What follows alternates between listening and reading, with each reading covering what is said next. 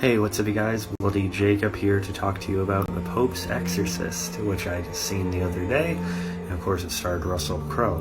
Now, to preface, I am a major horror fan, a die-hard horror fan all my life. It is my favorite genre next to action, and in saying that though, exorcism movies, possession movies, hauntings, are probably my least favorite subgenre of horror.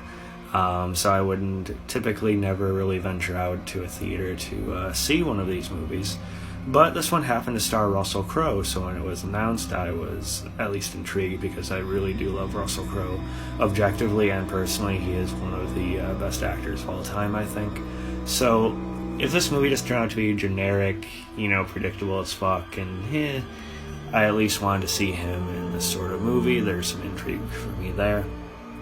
And I'm happy to say I actually did like this movie. It doesn't, take any turns or do anything that you wouldn't expect from this sort of movie.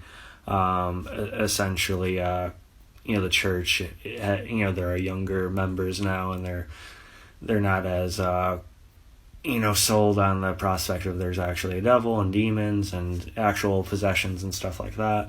Russell Crowe's one of the few left. So he ends up taking this job of a mother's son supposedly being, possessed, and it takes off from there. And a young preacher goes with him as well, a young priest. It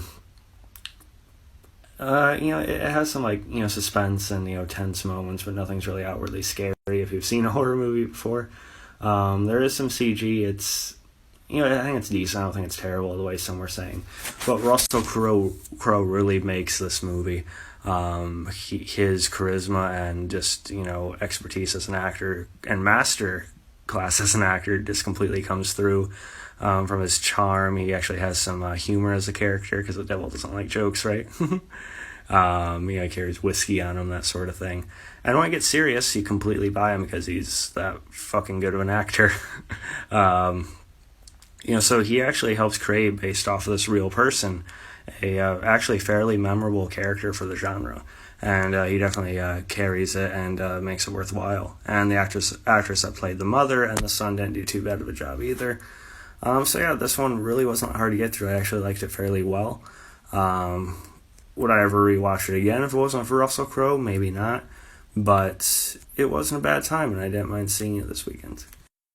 And side note, they do a good job of, explaining this demon's plan, as well as Russell Crowe's character's trauma in his past and his history. So yeah, not too bad at all, man.